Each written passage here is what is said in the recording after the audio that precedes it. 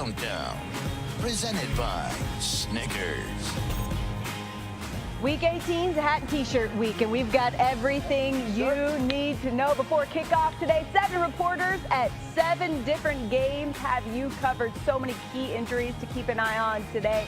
All the different scenarios, we break it all down for you here in Week 18 as we say hello and welcome to Sunday NFL Countdown. I'm Sam Ponder with Rex Ryan, Randy Moss, Alex Smith, and Teddy Bruschi. Guys, we have already had an interesting Week 18 because it all started on Saturday. But let's start with the late game and get straight out to Indy. This was a win and you're in scenario for C.J Stroud and Gardner Minshew. Starting things off with a deep throw from C.J Stroud. What else? I mean, a few of these in this game were just unbelievable. To Nico Collins, 75 yards for the score, Randy. Well, the good thing about it, my rookie starting out, man, be there for his quarterback, man. This was the first play of the offense, man, but Nico Collins showed up and had a huge game for the Houston Texans. He did, just throwing the ball all over, and that look on CJ's face, the little baby face is happy in that one. And then moving on to the third quarter.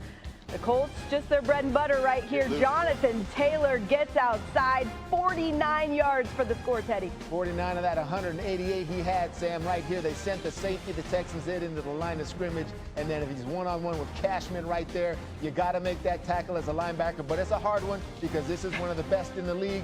Jonathan Taylor, great block down the field from a receiver. Colts, we got a ball game here, guys. Yeah, and why not go for 2 right here? 2-point conversion attempt. Gardner Minshew with a little Tim Tebow action, and they get it. That's 14-14.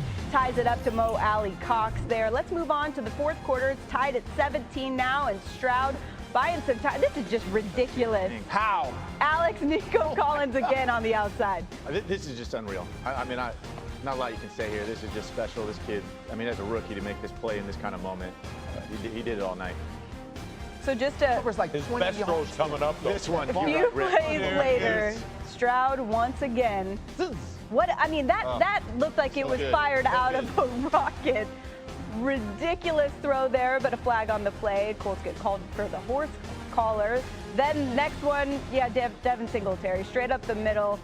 And it's a home run in his mind. Devin Singletary gets the score, and the Texans take 23-17 lead. So the Colts get the ball back. Gardner Minshew trying to make something happen, and he does. Josh Downs gets the ball and makes somebody make a tackle, right. Teddy. That's got to be hard for you to watch. No, it's all right. It's all right. Sometimes you miss him, Sam. Okay, sorry. Sorry, he defends his guys.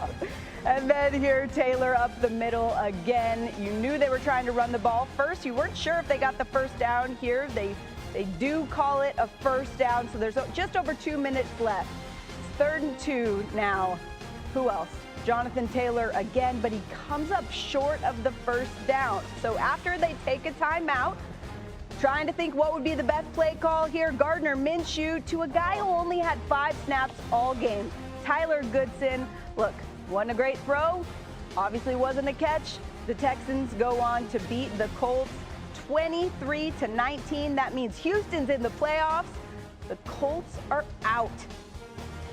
You see the reaction from C.J. Stroud there. We have the locker room coming up. You won't want to miss that response, but what a game it was. Here's Gardner Minshew after the loss to the Texans. I think it was just a tough play, man. I think there's about 1 million of those, one play, what ifs in that game.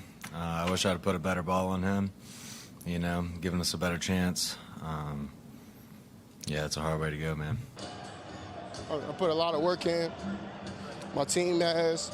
Everybody counting us out from the start. So, man, it's just special to see the city of Houston just on the come up again.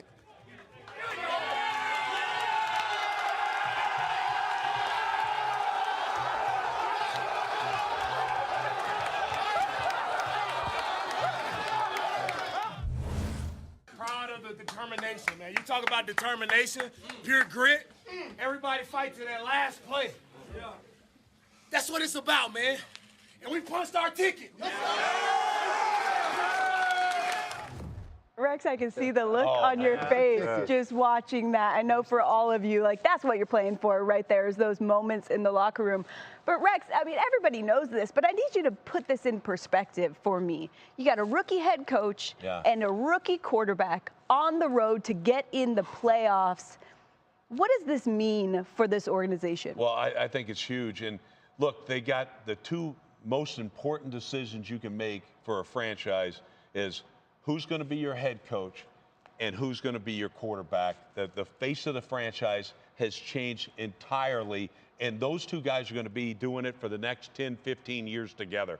I think the job that DeMeco Ryans has done is amazing. And look, when you come in there as a rookie coach, all right, he was an outstanding defensive coordinator and things, but to step in there, now all of a sudden he's still calling defense, and he's got everything else that you do with media, with every other commitment that you have as a rookie head coach is incredible. And you have a rookie. But by the way, this rookie, Sam, in my opinion, is playing as well as any quarterback in the National Football League. This is incredible what this kid's doing. And he's doing it without his best receiver.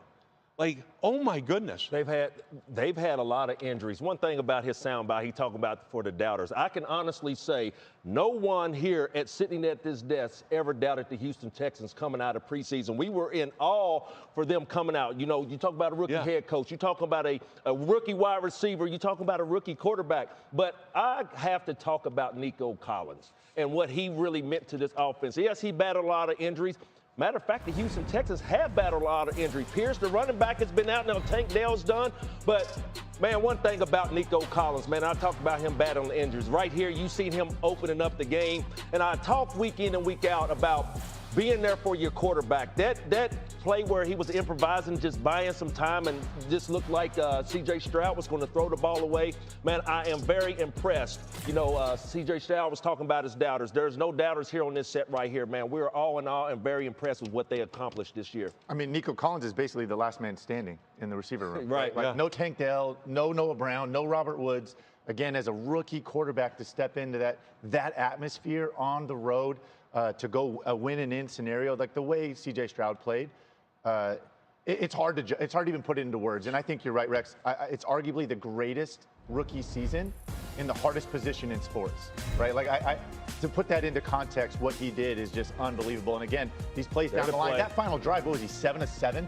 Final drive, stood in there, made some just spectacular throws, and really led this team. And again, so rare to see a rookie quarterback step into that role and lead in that kind of situation. And on the flip side of that, real question marks for that 4th and 1 call, man. Yeah. Like the Colts, rarely do you get in a situation like that. Like your season, a defining moment, 4th and 1, season on the line, and yeah, you want a better throw, but in that situation, players not plays. Do you give Teddy. it to Jonathan Taylor? Do you give it to him? Do you let him try to get it? I tell you what, last year in Philly, Steichen that would have been the tush push, but you definitely don't have that anymore. So you got to figure out, well, play to call. They like throwing it on 4th down. The play was good, and what you're saying, play is not play. Minshew's got to make that throw. Minshew's got to make the throw, and Goody's got to make that catch. That's what they'll think about probably, not just this offseason, but for the rest of their lives, because they could have been in the playoffs and had a chance to be in the playoffs, and you never forget plays like this as players. Well, one thing I have to say, too, Indianapolis got their head coach right, too. Yes. Yeah. And Absolutely. Shane Steichen, and I get it, you're going to criticize this last call, and I understand it, okay? Because, I would have liked to have seen Jonathan Taylor carry that ball one more time. But how healthy was he, though? How healthy was No, and that's Taylor exactly right. And the play was a brilliant design. He's wide open, guy. Yeah. He's definitely open. There was a poor pass. You know, I question, guys only had 6 catches all season. We get it. But Shane Steichen, an amazing job. Let's face it, guys, all right? They were a touchdown away from winning this game. Yep. Yeah. It's and an extra point, right? Like, and tip your hat to them. But they got that right. These are two teams. We're going to see, I know later in our show, we're going to talk about job openings and things like that, all the movement. But when you get the head coach right, your team's got a great future in front of them. And I think the Indianapolis Colts, I know it wasn't their day, but they're definitely got the right guy manning the No ship doubt. there. It wasn't even their starter. Yep. This is Gardner. Right. Okay, all due respect to Gardner Minshew, but it was Gardner Minshew. I mean, this isn't the guy that they want to move forward with either. So, I mean, the future's bright for both of these. If you're a Colts fan, you're super bummed today, but this offseason, you're feeling pretty good about what you have coming back. Got to get your quarterback healthy, of course, but what you have coming back this next year really outplayed the expectations, as have the Texans, of course. So Texans are in the playoffs, but they clinch the AFC South. They can still win the division if the Jags lose to the Titans today. So everybody in Houston cheering for Tennessee today. That's going to be a fun one to watch, but let's get back to